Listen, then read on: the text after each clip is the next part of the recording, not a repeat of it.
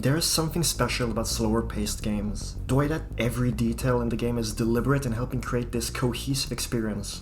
From their controls, to their art direction, to the music, combat encounters, and so much more. All these aspects come together and form an experience like no other. And in order to make sure that the experience reigns supreme, the game doesn't let the player rush through its given scenarios, but tones the pace down to let the player enjoy the beauty of it all.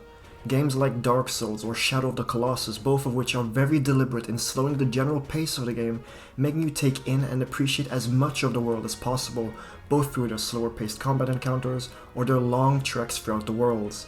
And then of course, there is Metroid Prime.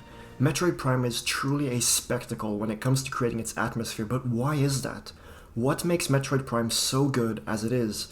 Well, I believe there are to be many reasons as why this is the case, but ultimately, they all link back to one simple reason, which is the slower paced nature of the game, which is then divided into three core aspects. The first one being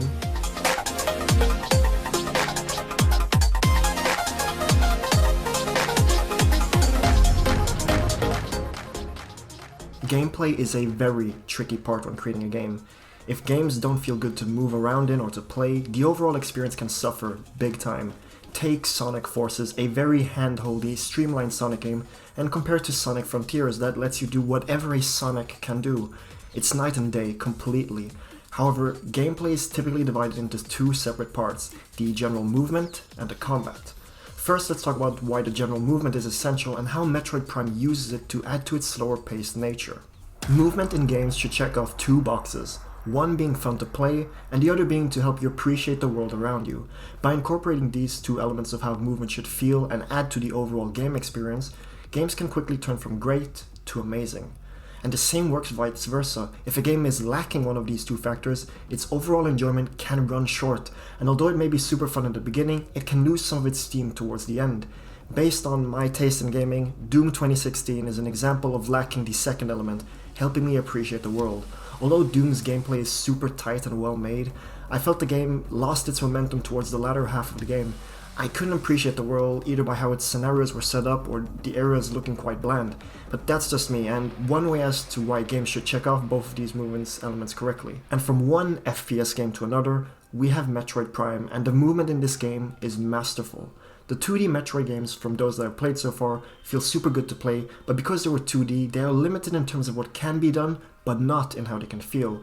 So when Metroid Prime was made and perspective was changed into the third dimension, the team at Retro Studios had to find a way to make sure that the game could stand out and feel like a Metroid game, which is where the movement pace comes into play. By toning down the general speed down, by making Samus slower compared to her 2D counterpart, Metroid Prime is able to create an atmosphere on par with how the 2D games did, and fully immerses the player through Samus' first-person perspective. These two elements, which at the time were unheard of for making a 3D Metroidvania game, exceeded expectations. Unlike her 2D self, Samus cannot sprint and can only walk at a moderate pace. This lets you fully manage to take in your surroundings, and because you are going slower, it also makes it easier for you to make mental notes of the world, as you get to spend more time in the areas and the landmarks stand out more. From half-pipes to tall ledges with statues, these landmarks stand out the more as you walk through the world, making it easier for you to remember what can be done next. And add Samus' gadgets to the traversal mix, and you've got yourself a super fun way of exploring the world at the pace the game has established. Like I mentioned earlier, you will be seeing lots of unique landmarks and enemies that stand out, and you familiarize yourself with these as you walk past them at the game's speed, making you wonder what you can do to go past them. That's where the gadgets come into play. From the grapple beam, morph ball, the upgrades to the morph ball, the space jump, other suit upgrades, and the visors. There are so many upgrades at play, and they all serve their purpose. By returning back to these landmarks that you laid your eyes upon throughout your playthrough, once you collect one of these upgrades, you instantly think back to, yes, I can now get past this area here. Maybe once you get the gravity suit, you remember this area that required underwater platforming in the Sunken Forget. Or maybe as early in Talon 4's Overworld, you remember this half-pipe you can now experiment with the boost ball to use momentum to scale it like a skateboard. These two examples are just some of the many ways that you can use your power-ups to continue traversing the world, but going back to the point of how the slower traversal makes it easier to progress, these methodical puzzles encourage you to think back to previous areas that you've come across and think about how you can get past those areas with your new upgrades, or combining them. A slow pace generally allows the player more time to think more and to take everything in, making it an experience like no other. And having played the remastered version of Metroid Prime, the slower pace also helps with one thing, and that's just to wonder in amazement at the art direction of this game.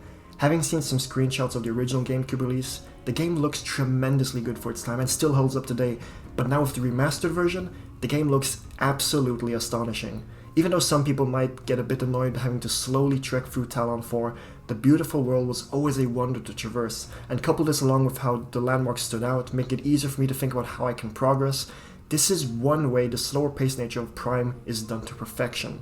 However, movement is, like I mentioned earlier, divided into two sections: general movement, which we just talked about, and combat, which makes this a good time to move on to the next section, talking about Metroid Prime's combat.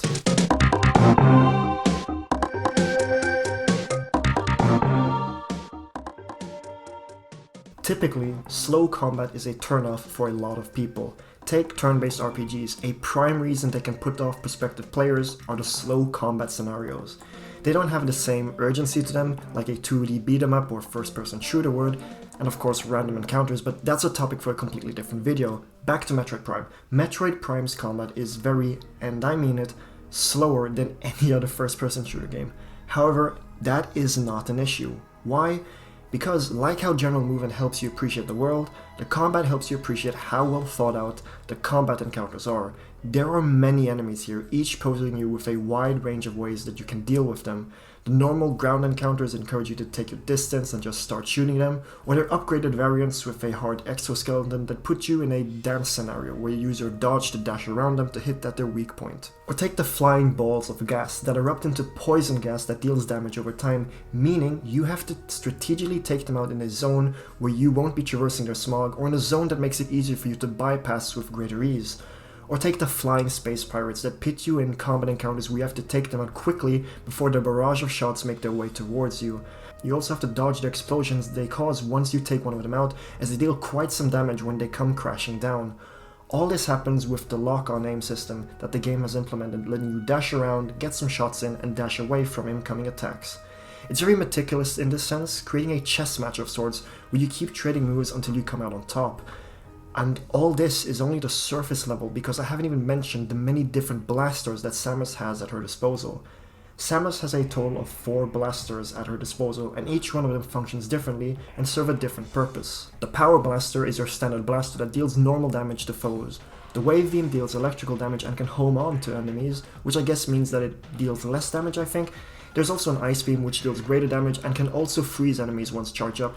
And then there is the Plasma Beam, the strongest weapon, which can generally incinerate enemies with one shot. By constantly changing up your weapon types during combat situation, it always offers you a different way of taking out a group of enemies, all depending on how you want to deal with them. Take the Flying Space Pirate example from before. Instead of simply shooting, dodging, moving around and repeat, with the blasters you could freeze one of the enemies to put your focus on one enemy only, and then use the Wave Beam to shoot your homing attacks if they decide to slightly hide behind a pillar.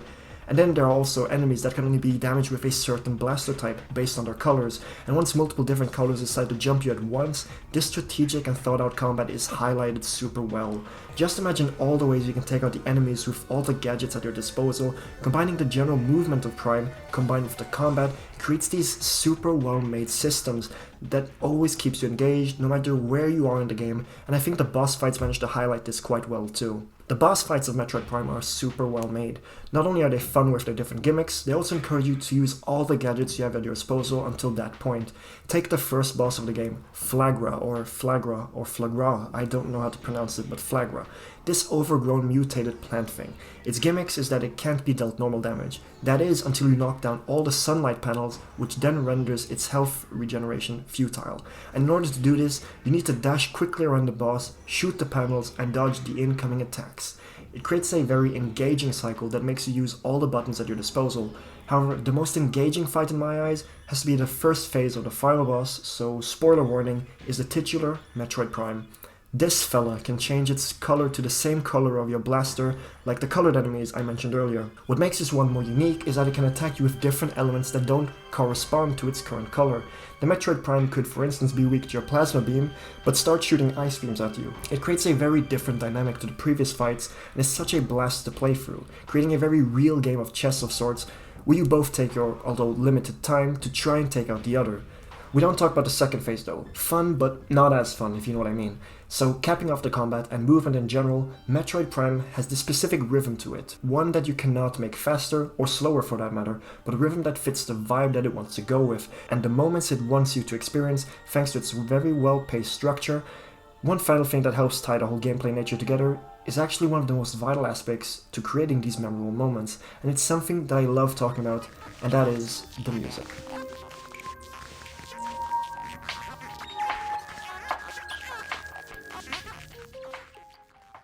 One of the first things I realized on my first playthrough of Metroid Prime was the music. After having landed on the space frigate, of course, the beautiful art direction and pretty graphics was something that instantly caught my eye, or the strong themes of isolation, but the main thing that stuck to me were two songs that followed each other up in quick succession, first being this one.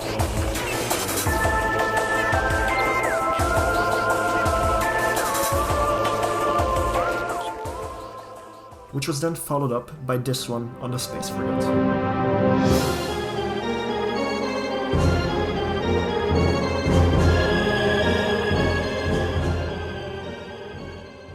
These two songs already solidified my initial thoughts that this game would have one of the greatest video game soundtracks ever, which it does. Big spoiler, I guess. From the atmospheric tracks to the Chozo ghost themes. Yeah, no, let's primarily stick to the exploratory tracks and analyze the impact they have in helping add to Prime's exploration. There is something about Metroid Prime's soundtrack that sounds so hopeful, whilst also managing to sound so haunting. Metroid Prime is an atmospheric game, and couple this with the slow-paced game, the music needs to make sure that it hammers those feelings home. From the first moments you hear Tallon 4's overworld theme, the haunting chants, the familiar chords that sound like something you've heard before. These two contrasting emotions that the game forces upon you make it clear that you are isolated and alone in this far world, yet that this is a similar adventure you've done before and that you can do it again. You can get through this. I also like to think that it also fits to Samus's growth as a character, as once you have to go back to the overworld area, the hopeful nature becomes a lot more pronounced, not because the song has changed, but rather you have changed and the music reflects all the aspects of your journey thus far. Or take the Chozo Ruins main theme. It's got a lot more percussion going on, which usually means that the accompanying mood should be one of excitement, but it's not. Although Chozo Ruins main theme should in theory be one of excitement, it instead is one that adds mystery and solitude to it, thanks to the synths and other instruments in the background. It's like, in a sense, that the percussion is meant to represent Samus, whilst the other sounds represent the world. There are many times in this track where the percussion is the only thing heard, when suddenly the melodies or other instruments start to kick in, showing that Samus is not truly alone in a sense, but is at danger with not just the enemies around her, but the odds of the greater evil are always around her, trying to pin her down. And the fact that the song sounds so haunting as well makes it clear that the Chozo as a tribe are hiding many more mysteries, even when you think you have discovered everything there is to see in the ruins, as it goes much, much deeper. And deeper we shall go, because we need to talk about one of the most beautiful pieces of music from the entire game, the Sunken Frigate. Although the piano of this song is very comforting to listen to, the sound can be interpreted differently, with the pads in the background telling a story of falling, sinking even, because not only is it in water, where everything slowly falls down, this feeling of falling is also a representation of the actions you did at the start of the game. You are in part responsible for the current state of the Sunken Frigate after you took out the Parasite Queen right at the start of the game, sending the frigate crashing down into Tallon 4. And slowly, this feeling of sinking the song is going for can suddenly turn into this feeling of bliss, where this piece of space pirate-made technology is slowly becoming one with the planet and losing the evil values that were once done or made upon it. There are many more songs in Metroid Prime that I could talk about more, like Phendrana Drifts or Flagora's theme. Still don't know how to pronounce the guy's name, but these songs should suffice with helping me explain my point in how the accompanying pieces of music help create a story that isn't just there to serve as background music in your playthrough, but also a story of the world that has lived before. And because the game is in no rush to push you forward, each note and beat you hear sound like pure perfection, making every moment become memorable.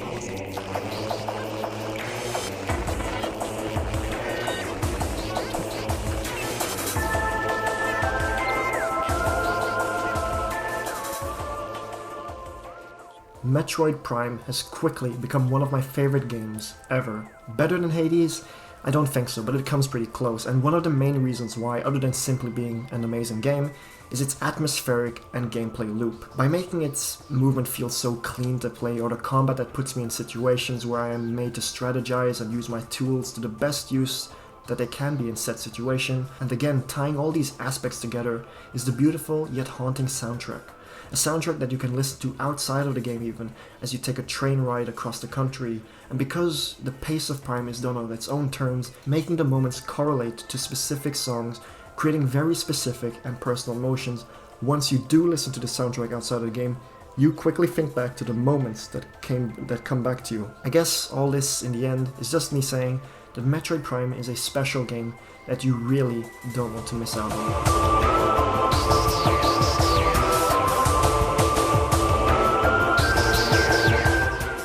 And with that, welcome to the end of the video. Thank you so much for watching, and I do hope that you enjoyed this video. If you did enjoy it, a like, comment with your own thoughts, and a subscribe all come a long way and mean a lot. As always, any support or critiques are appreciated. Now that this is done, I feel super accomplished right now. I've been wanting to make a Metroid video essay for the longest time ever about Metroid Dread, and Metroid Prime just made me finally do it. Not necessarily about Metroid Dread, but yeah, I just really wanted to talk about Metroid for a really long time. Not only that, but it also got me playing other Metroid games that I haven't played before, like Super Metroid and Metroid Fusion. Right then, I think that about wraps everything up. Thanks again for watching the video, it really does mean a lot. Have a good rest of your day, night, and week, and I hope to see you in the next one. So with that, Storm out.